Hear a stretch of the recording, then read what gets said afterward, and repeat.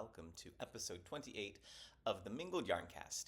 And in today's episode, we are going to talk about the recent trip that I took to Iceland, the land of ice and fire, as they call it. I, of course, am Stephen, your host, also known as KnitFen on Instagram and Ravelry. And you can look me up in those places. And, of course, you will find me here. So, welcome. I'm glad you're hanging out with me for a little bit. This trip that I took recently was just amazing. It was very quick, only, I guess about 3 or 4 days, 4 or 5 days from start to finish. But we packed a lot into that time, and it was really, really great. So I'm eager to tell you all about it.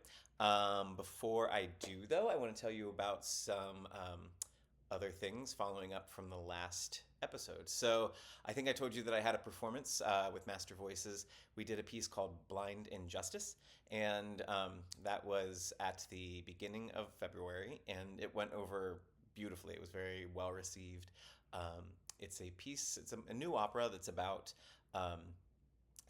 6 people who were wrongly imprisoned and gotten out of prison by the Ohio Innocence Project. And so the new opera, the opera tells their story, and with a really sort of interesting blend of musical styles. And yeah, if you get a chance to see it, you should definitely check it out. It's very, very moving, very powerful. Now, on to the next thing, music-wise. This week, it's going to be a crazy week because Thursday through Sunday, we're going to be performing at Radio City Music Hall with an orchestra to provide the soundtrack to the Lord of the Rings third movie, The Return of the King.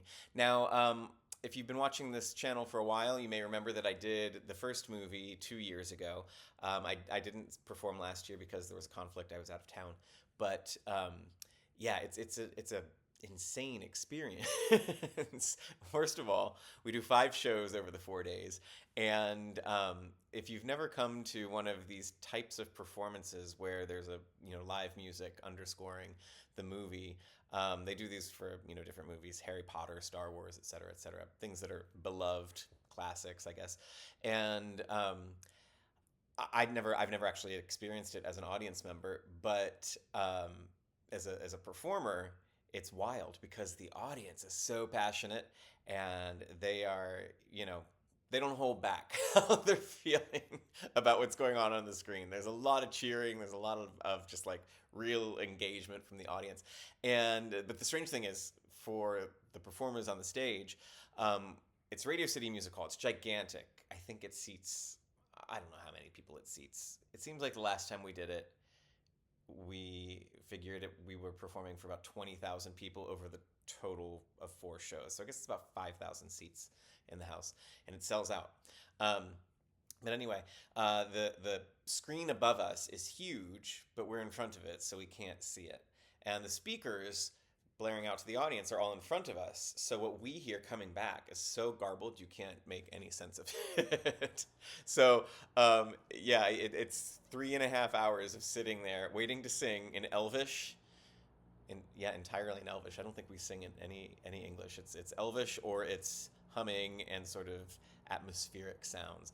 Very, very beautiful music. It's very meditative, but it's made more meditative by the fact that we don't know what's going on up on the screen. I mean, I do because I've seen the movies, but really I'm just sitting there like this, trying not to stand out in the crowd of faces, and it's fun. It's very, very cool. And I remember from doing it 2 years ago that the applause at the end was like nothing I've ever heard. It was they use the adjectives thundering and deafening a lot for applause. It wasn't exactly deafening, but it was getting there. It was very loud.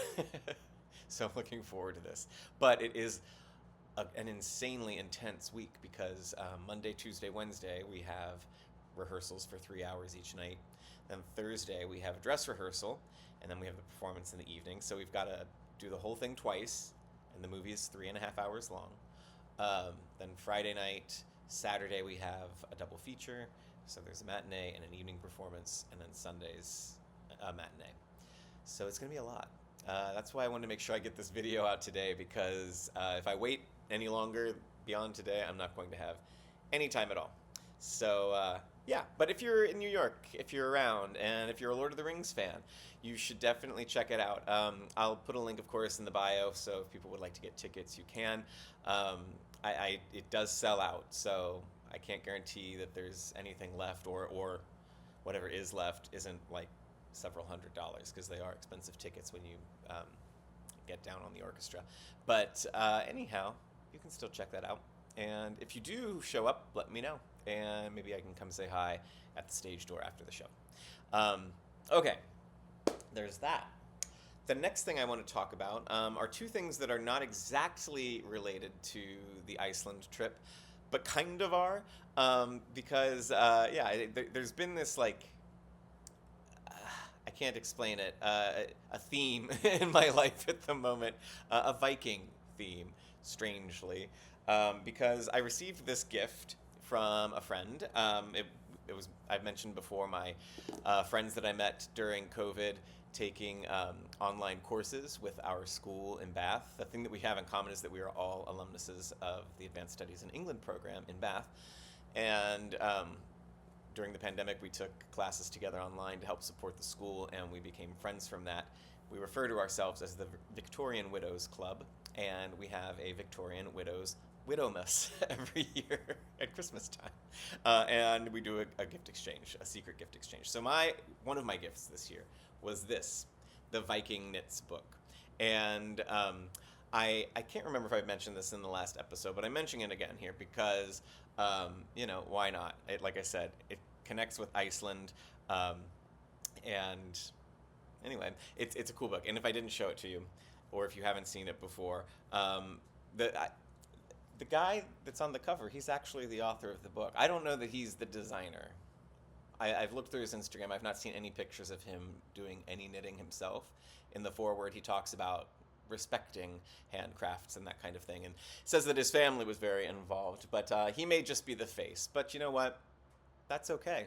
It's a good face. And the sweaters that are in it, the projects are just beautiful. I don't know how easily I can show them to you here. Let me start at the beginning. A very good place to start. I'm not going to go page by page, but the things are simple, relatively, elegant. There's nothing crazy, but there are just some beautiful designs. I really want to make this one. It's called the Power Sweater. Of course it is. There it is in blue. And I mean, the guy, he really sells it, doesn't he? They found a good face for their product. There are a few others in here that I really loved too. Anyway, like I said, I'm not going to show them all to you, but I do recommend getting this book, especially if you are somebody who is looking for really nice patterns for men. I mean, there are men and women's patterns in here both, but this has some particularly nice ones for men, which you don't always find everywhere. So, Viking Knits by, I don't know how you pronounce his name. Looks like Lasse, but I don't know how you pronounce that in Norwegian, because I think that's where he's from. Lasse L. Matberg. Anyway, so that's that, the Viking Knits, which I highly recommend. And then, continuing with our Viking theme here, I was scrolling through Instagram and I saw these beautiful, beautiful braids of unspun wool that were prepared and dyed by Viking Fiber Co. So I did not buy this because it was from the Viking Fiber Company. That is just a lovely coincidence. But it was because it was so gorgeous. And I've got two, actually. They were one of a kind. I'm calling this a braid, right? Because that's what that looks like. I don't know if that's actually what you call it when it's in this form, but it makes sense. But anyway, this is his wool spinning fiber. Wool, I believe, is the word for wool in Norwegian, Icelandic. I'm not sure which, maybe both. But anyway, the colors are just like, I don't know, so understated and rich at the same time, if that makes sense. And so varied, and yet they all go together perfectly well. They're just the colors of the earth and the air and the water and fire, even a little fire in there, right? You can see that I think so. All the elements are present in this, and again, these are from Viking Fiber Company. I'm gonna get the logo there, and you can't get these because these are one of the kind, and they were the last two, and I just on an impulse did it immediately. But he's got other stuff up there that's really really beautiful on his website, so I'll put a link to that as well, and and obviously yarns and things that are spun that you can get too. So one day soon, I am going to learn how to spin. As you know, I have the spindle and I have some play wool to use because I've mentioned that before, but this is now really getting me excited. However, I do have quite a few projects that I have to finish first. There's always something, isn't there? Like Lord of the Rings. And actually, Lord of the Rings kind of goes with all of this too, doesn't it? It's all of a piece. In preparation for this trip, I listened to a book. I'm going to mangle the title. In fact, I'm going to look it up for you right now. The book is called How Iceland Changed the World by Egil Bjarnason. Egil is spelled Egill.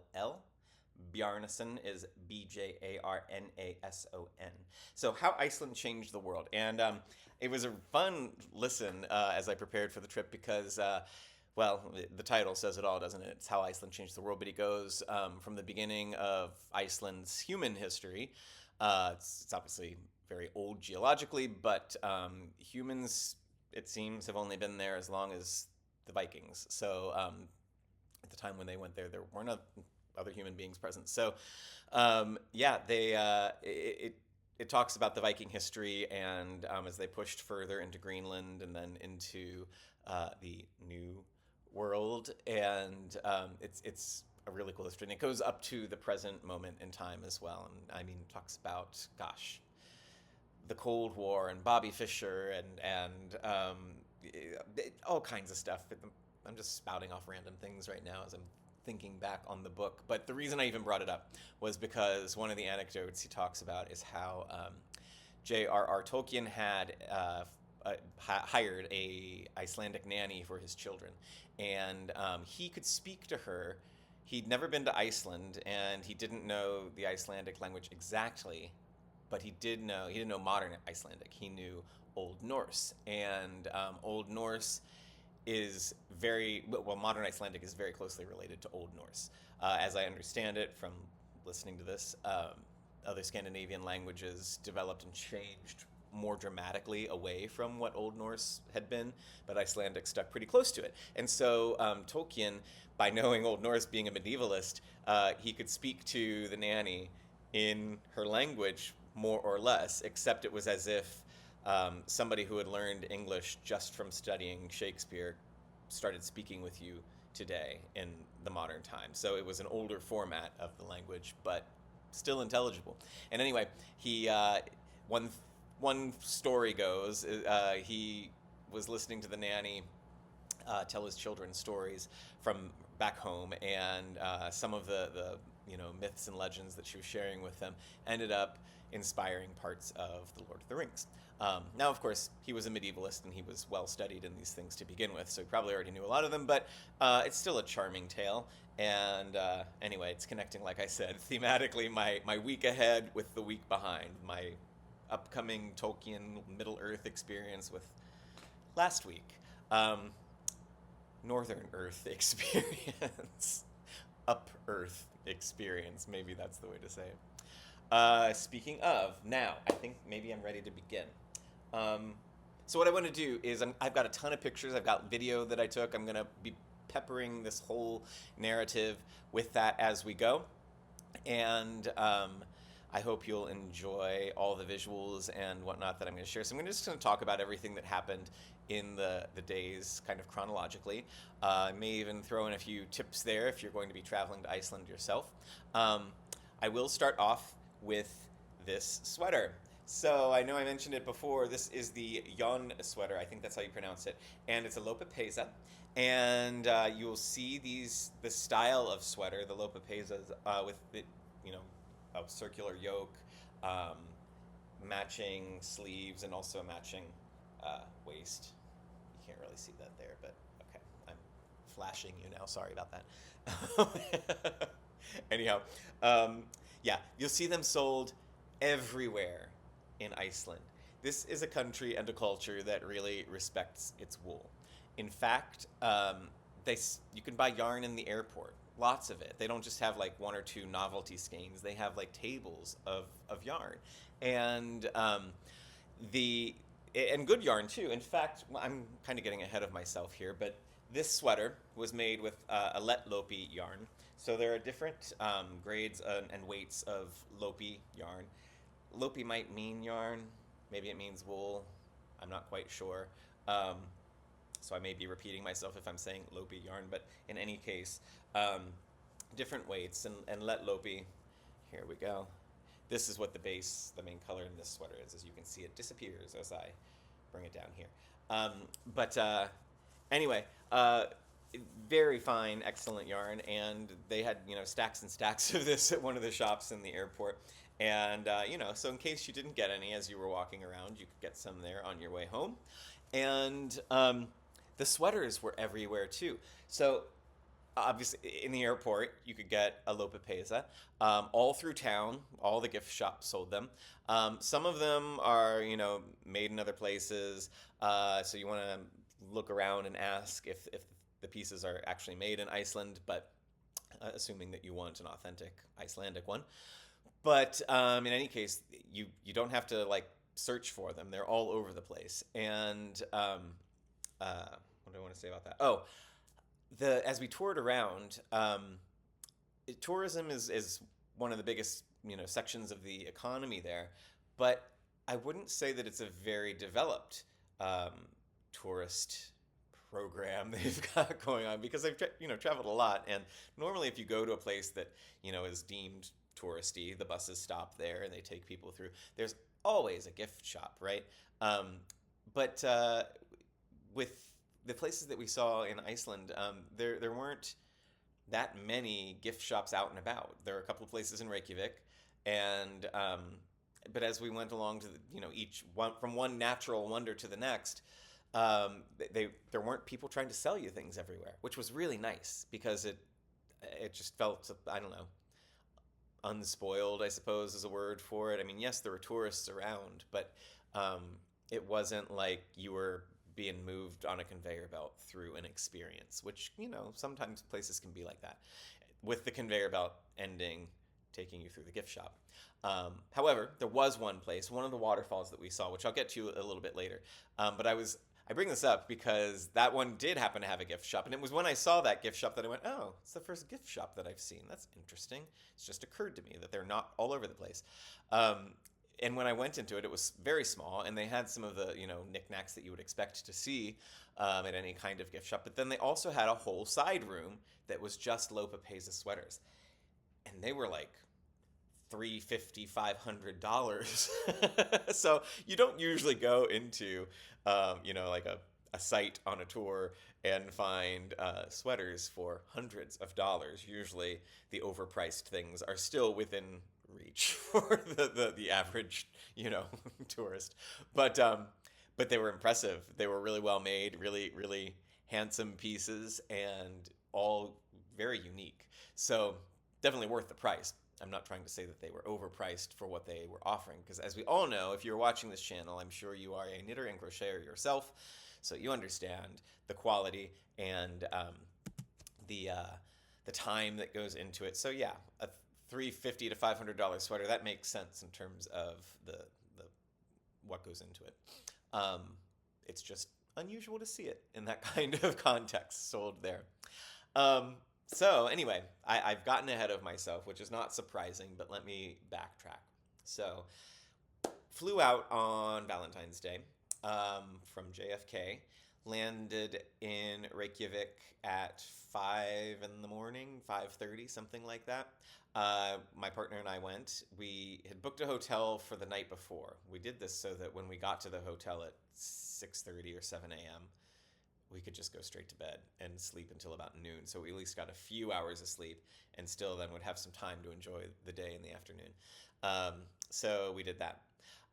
If you've never gone, you might be surprised to learn that the airport is not in Reykjavik. It's about 45 minutes away in another town. And the the way to get from point A to point B from the airport to wherever your hotel happens to be, if you're going to Reykjavik, um, is a bus. So they have a bus system there, and it wasn't hard to figure out, but we did have to ask questions. There's no Uber in the country, so you can't just expect to land and dial up a car. There are taxis, but the taxis are very, very expensive. So, I mean, I think it's like $135, $150 for a taxi ride into the city versus 45 for the bus. 45 for the bus seems like a lot too, and I should say that this is not one of those countries where you're going to be like, oh, everything's so cheap. No, everything is much more expensive in terms of transportation and food, especially because so much of the food is imported, and that just makes things more expensive. So, yeah, food is a lot, transportation is a lot. However, yarn is cheap. Like a skein of yarn, this would go for, I got this here, but this would just be a couple of bucks, so it's not hugely expensive. So that's nice, if that's what you're there to shop for. The excursions that we went on, those were pretty reasonably priced too, especially for what we got. So let me tell you a little bit about that. So we went to sleep, got up, and we went then and explored the town, walking around Reykjavik. It's a small city for a capital city, but it's the biggest city in Iceland, and I think one of our guides told us that something like 80% of the population lives there. If that number is off, it's around that. And the population is small of the entire country. There are under 400,000 people. And according to usually the comparisons they make, if you're looking for what is it in terms of a U.S. state size, what's it similar to? Every comparison that I've seen online has said that it is the same size in terms of square miles as Kentucky. So I looked it up. Kentucky's got 4.5 million people.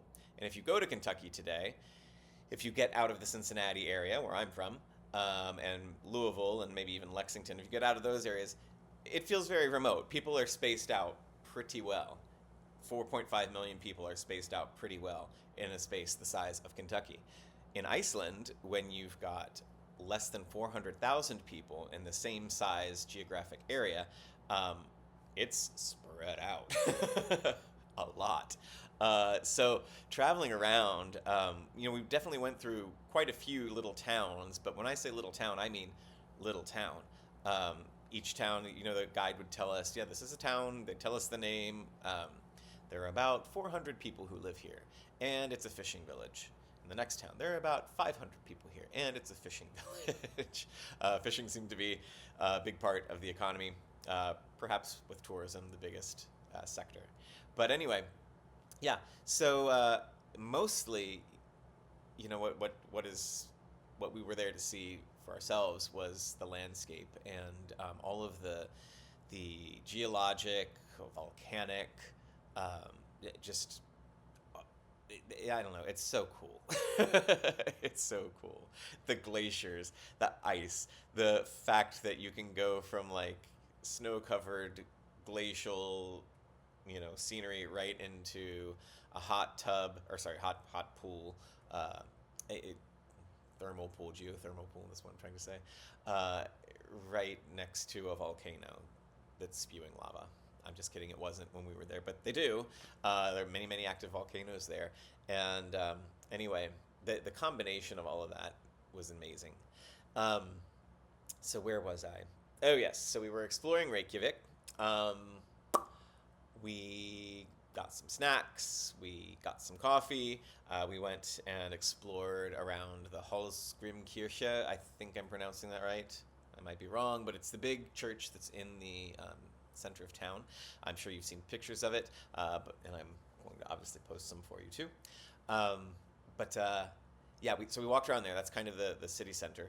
And then a few hours later, after we got dinner, we went on our first excursion, and that was incredible. It was a small group Northern Lights tour. So in Iceland, you can see the aurora borealis, the Northern Lights, when the conditions are right. And apparently, in the days leading up to when we were there, the conditions were not right because they took groups out and they did not see them. And our guide told us, it's not a given. We're going to drive around. You sign up for these tours, and it goes from 9 p.m. until 1 a.m. with the understanding that hopefully it's not going to take all that time, but you might have to drive quite a bit to find a place where the lights are showing overhead. Well, as we were driving, our guide said, oh, I see them. I know exactly where we're going to go. So he took us to this place, very, very remote, no light, no electric light whatsoever. And so we got out of the car or the van. It's pitch black except for the fact that there's dancing green light above our heads. And I don't know, obviously I've seen pictures of the Northern Lights my whole life, but I had never, I've seen video where they're moving a lot, and I always just assumed that was time-lapse video, like when you see clouds speeding across the sky, that kind of thing. But it's not time-lapse. That was actually what they're doing. So, there's this ribbon of green, and then it kind of grew into a blob of green above our heads. And it was like seeing curtains that were waving in the air, in the wind. And it just kept going. And after a while, it started to fade away a little bit. And I thought, oh, okay, well, it must be ending, so we'll probably get in the van and go back. But then it built up again and became this big, huge, massive green light again.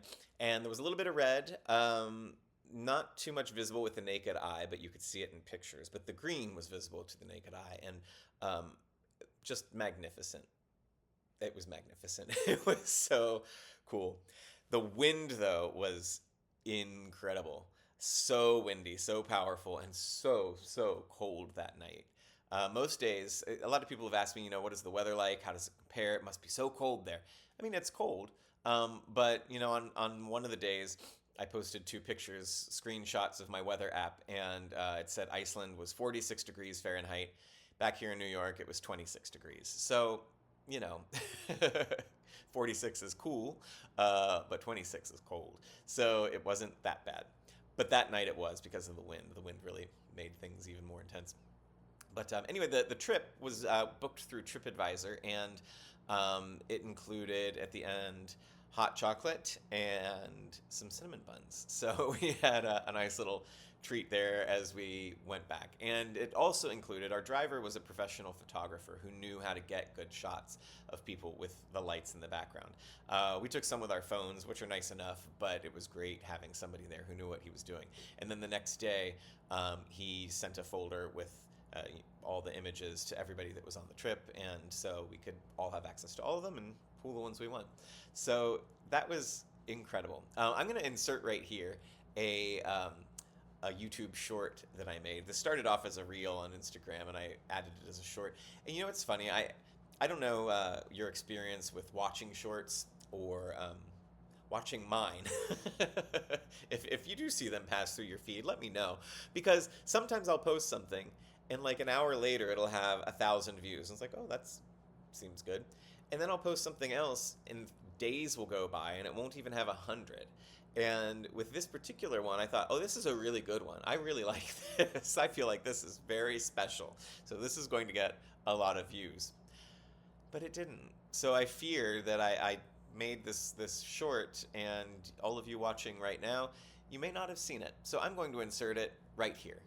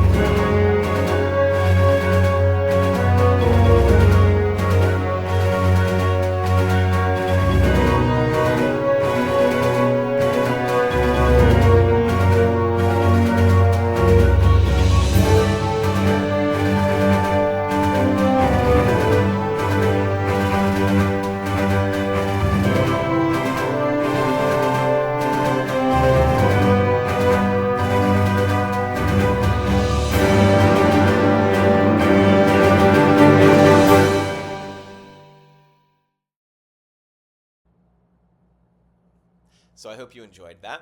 Um, and yeah, it was a magical experience, truly. So uh, we got home to the hotel. I think it was around 11 or 11:30 maybe. So we were only really out about 2 hours. We didn't drive that far out of Reykjavik, maybe 20, 25 minutes. But, you don't have to go far. It's not a big city, so you could get to places that are very dark very quickly. And then the next day, we had a booking at the Blue Lagoon. Now, this was kind of interesting because quite a few people told me who've been to Iceland before. They said, the Blue Lagoon's nice, but it's very touristy. You should try the Sky Lagoon, or a couple of other places were recommended as well. But this was part of a vacation package deal, and it included the Blue Lagoon, and it included lunch there too. So I was like, well, okay, we'll get to the others if we can, but we're at least going to see this. Now, was it touristy? Yeah, but I wouldn't say that it was packed. I mean, it's a big, big lagoon. It's a big thermal bath, and it's unique. National Geographic has listed it as one of the top 25 natural wonders of the world. So yeah, it's touristy, but for a reason. I mean, it was special for sure. The water is blue, a very pale blue, kind of echoing the colors that are here in my sweater, actually. And it's about the temperature of a perfect bath. So not too hot, definitely not cold. Several people asked if our heads were cold above the water, but no, they're not, because the steam is rising. So you're constantly in steam. And the package that we had was a premium package, and that included 2 drinks from the bar.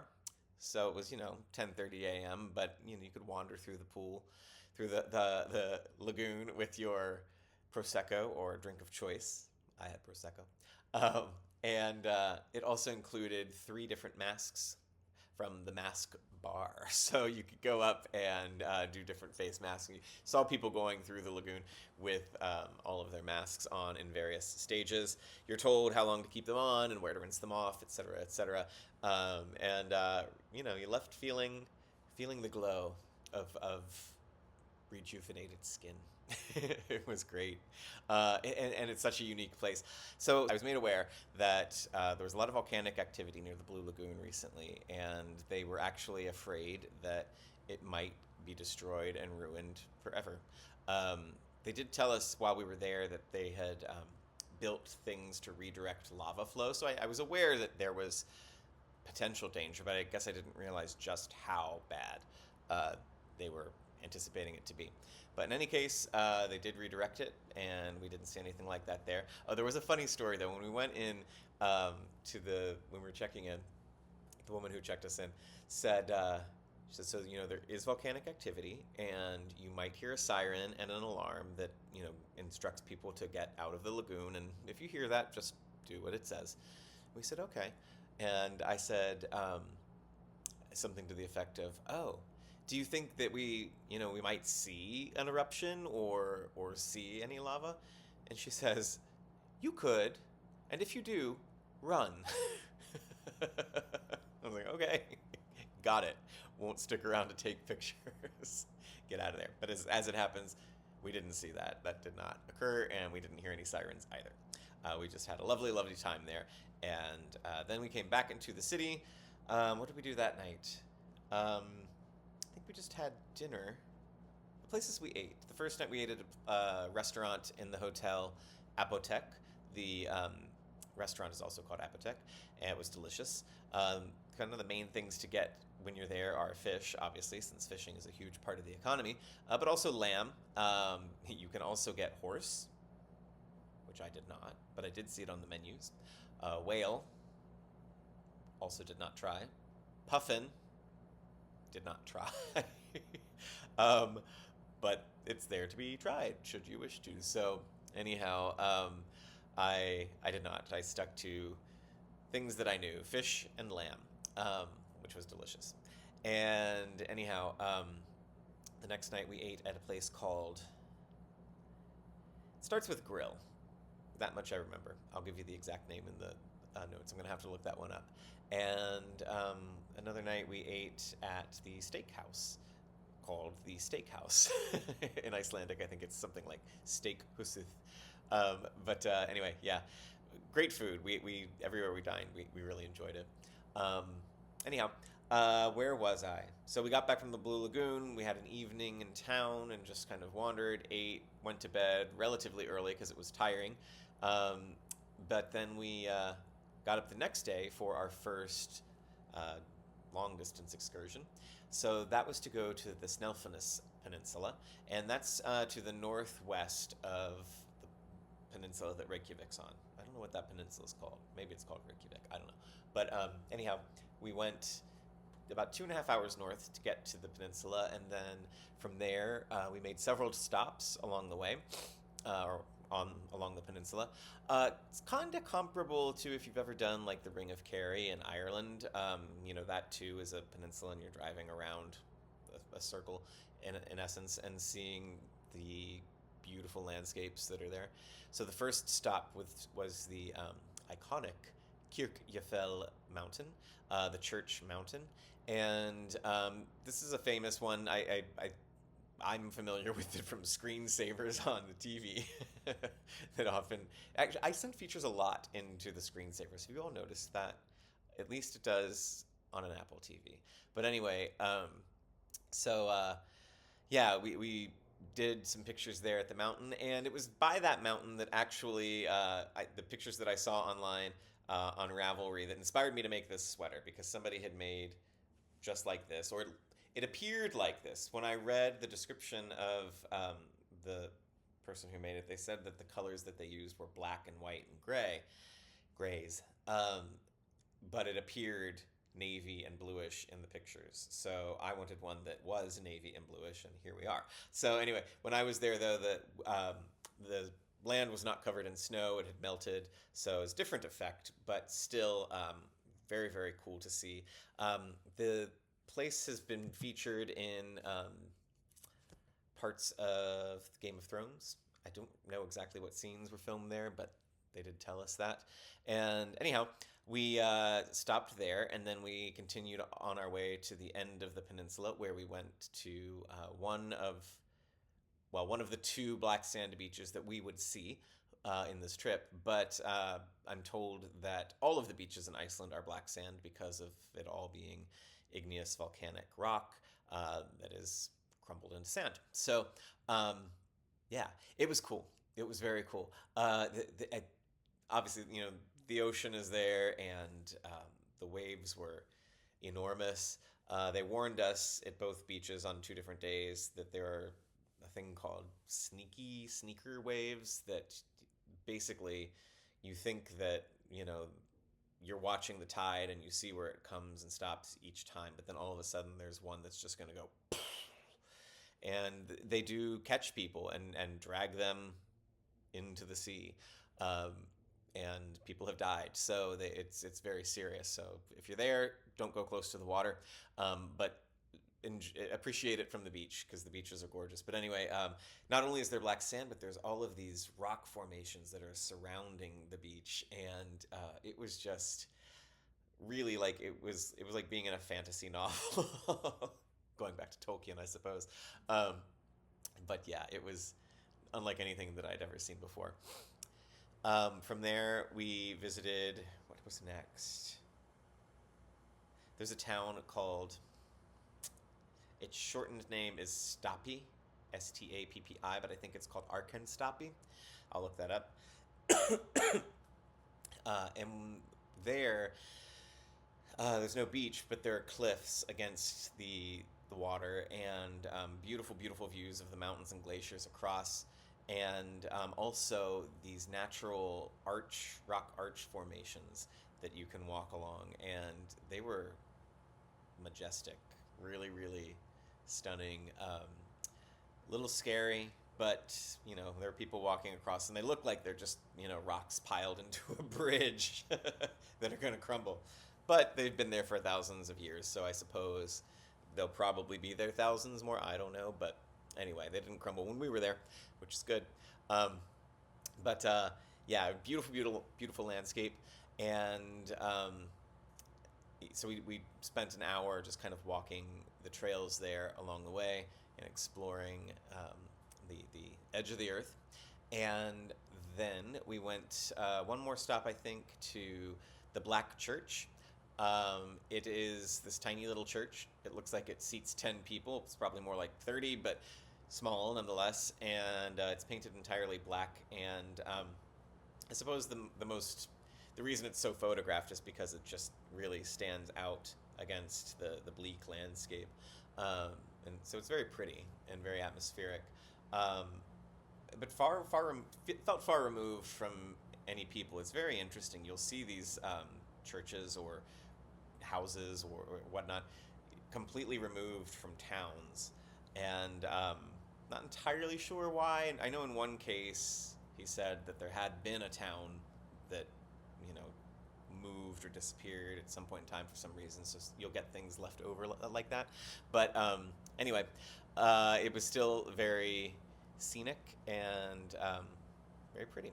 So that was that day, and that like I said, took about 2.5 hours to get there, and then a couple of hours to go from spot to spot and spend some significant time there, and then 2.5 hours to get back to Reykjavik. So it was a full day. The next day, we did a similar tour, but it was along the southern coast. So that one took us through. We saw several amazing waterfalls. The first one that we started at was called Skogafoss, I think. I could be getting that wrong. I'll spell it out for you. But anyway, we were there. We saw that. It's very high, huge volume of water coming over the edge. The others that we saw were thinner streams of water, but higher, and kind of could move around them, behind them, and see and experience the waterfall from different angles. But the Skogafoss was huge, and you could follow this trail up to the top, and you could see the river that was flowing along. And it was, a good-sized river as it went over the edge, and you can stand at the edge, similar to Niagara Falls. I mean, the falls themselves are not similar. They're not as big as that, but in that you can get pretty close to where the water goes over and watch it go. It's a cool experience. So we saw that, and then we went to the black sand beach along the southern coast, and that was really incredible because different from the other one, the rock formations were not as, I don't know, jagged and mystical. I don't know. There was sort of a cave with these hexagonal basalt columns that had formed, and you could go in it and watch the sea from there. But you didn't want to get close to that water. It was the most ferocious sea I've ever seen. The waves were gigantic. It was terrifying. It made me think, gosh, why? What on earth would ever encourage a person or make them want to try to get beyond that sea? It looked so fearsome and violent and scary. Just trying to imagine being a Viking in those boats, which weren't huge, they're not gigantic ships. But in those small things, they really got around, didn't they? Anyhow, we saw that. And, you know what? I'm getting my days mixed up. So I'm going to add this in right now. But this is back at the Snaefellsnes Peninsula. We went to something that they referred to as the Seal City. And it's basically just a beach where there's a colony of seals and sea lions that lives there. So we got to, first you have to find them, and they're usually together. So we found them and made our way over to where they were, which took a bit of walking, but it was really nice, very cute. They weren't very active. They were just kind of laying there, but every now and then they do that seal thing where, they're on their side, and then all of a sudden they go and turn their head again. And, yeah. And with that and the mountains and the glaciers in the background, that was really, really special. So now back to the southern coast. We left the black sand beach. We went to a town called Vik. And it's funny because the word Vik in Icelandic means bay. And pretty much it seemed like every place that we went to had Vik in its name. So obviously there's Reykjavik. The airport is in Keflavik. There's a town up north called Husavik. So Vik appears in a lot of place names. But this one is just called Vik. So I don't know if it was the first to have that name or what, but so there it is. And in Vik, we went to the top of this hill where there was a church, and from the church parking lot, you get a very cool view of the surrounding area. We were there on a day with rainy, misty weather, so our vision wasn't great. We couldn't see very far, but even so, you can still see from the video that it's pretty atmospheric and cool. And then from there, we went to our next waterfall. And I don't remember the name of this one. I'm sorry about that. But it's the one, as I mentioned before, sort of a more narrow stream, but you can walk the trail and go behind it. And then you can continue walking to see several other waterfalls in the same area because they're all just kind of coming over the edge of this plateau. So yeah, the landscape was incredible. It made me think a lot about my college experience of taking a geology course when I was a freshman and really loving it, but I only took the course as a requirement and didn't really continue with exploring geology. But I remember really loving it and really wanting to go back and learn more. And this trip really made me want to learn more. It really piqued my interest in all things geological. So anyhow, that's that trip. Now, we got back to town, went to dinner, and then the next day was our final day. So yeah, we flew out on the 14th, we arrived on the 15th, we left on the 19th. So we were really just there the 15th, 16th, 17th, 18th, and the 19th morning, and then we left. That morning, I realized something. I meant to tell you about my knitwear and the things that I was looking at and purchasing, but I guess I'll do that now. On day one, when we first got there, I went to, I know what it was. I mentioned the airport yarn and that kind of stuff, and then I went astray. But there is in Reykjavik near the church a shop that is the Hand Knitting Association of Iceland, or maybe it's the Icelandic Hand Knitting Association, one or the other. I knew that I needed to go there. How did I know that? Because of this book. This is the Lopapeysa Sweater, A Journey North in Search of Iceland's Iconic Knitwear. Sorry, you can see the name here. Tony Carr, a.k.a. Joan of Dark, and Kyle Cassidy. So this is a really fascinating book. I think I've mentioned it in the past. I've brought it up, but worth showing you now. As you may have gathered, it's about the Lopapeysa, but it's also about so much more. So in this, it's almost a journal of their experience on the trip to Iceland as they're going from, ultimately what happens is they're going to different designers and artists and trying to find out about the history of the Lopapeysa. How did it become so iconic? It's not ancient. It's not as old as you might think it is. In fact, it's not older than the early 20th century. But there are some very interesting designers that they interview in the book, and they talked about other places that you should see along the way. And so one of them was on page 11, right at the beginning. There, the Icelandic Hand Knitting Association. So I learned about the place from this book, read about it, and, figured out where to go pretty quickly and went there and was not disappointed. There you will definitely find that all of the Lopapeysas, and there are many, so if you just want to go and buy one and you don't want to make one, you can find them there. And anyway, they are handmade and made in Iceland by Icelandic people, so they're the real deal. And they've got, in addition to sweaters, they've got hats, gloves, all kinds of things, dolls, soaps. And then in the back of the shop, there's just a yarn shop, so you can go there and get all of your yarny needs. So I went there on day one, and then I also went there on the final day. So I'm going to show you all of the purchases that I got there and what I plan to do with them. So let me start with this. I went on this trip with, mostly prepared, but my gloves were not up to to the task of keeping my hands warm. They were just cheap little gloves. So I had a pair of Fair Isle gloves that I made with Shetland yarn several years ago, and I wore them all the time. I wore them so much that I wore holes into the fingers, and I've yet to make another pair. I have the yarn for it, I just haven't got around to doing it yet. So while I was there, I purchased these mittens.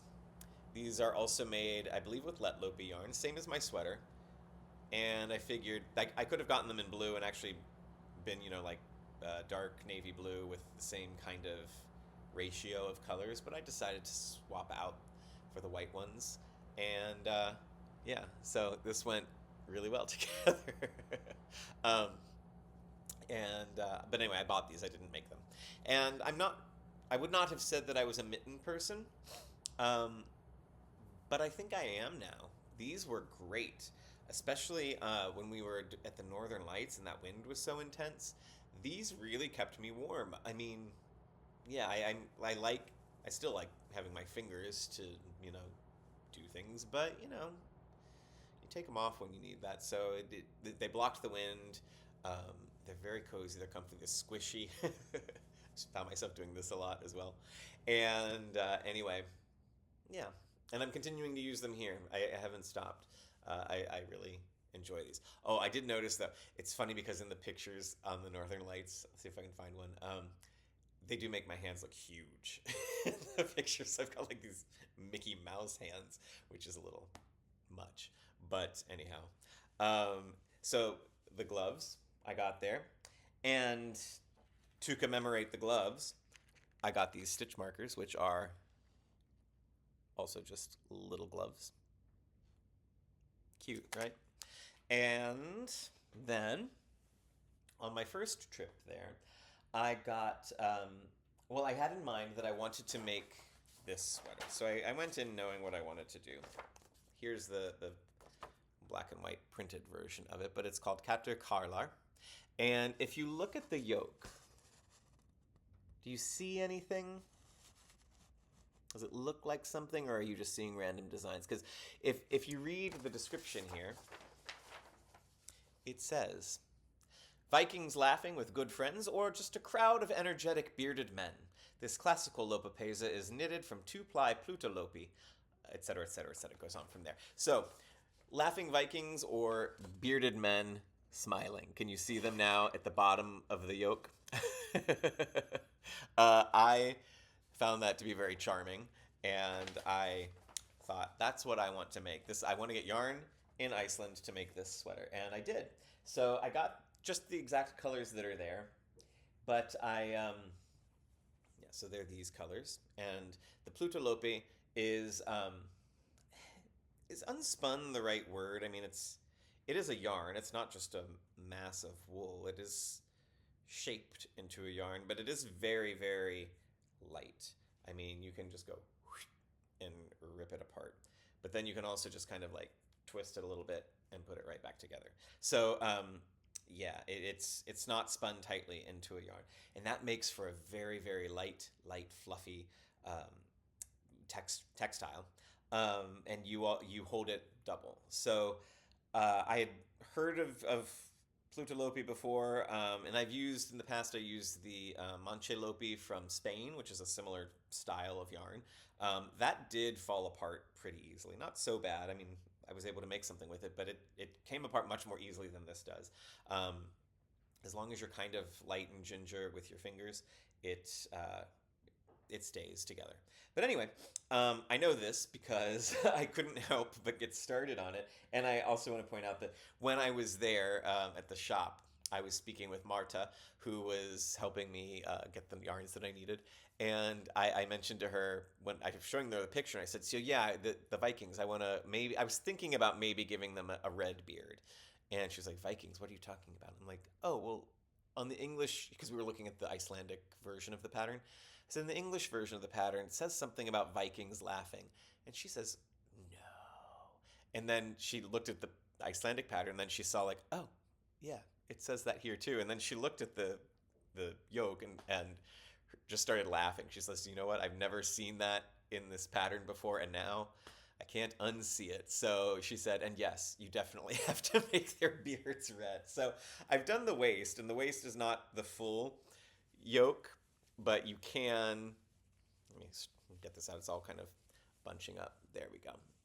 You can see their eyes, right?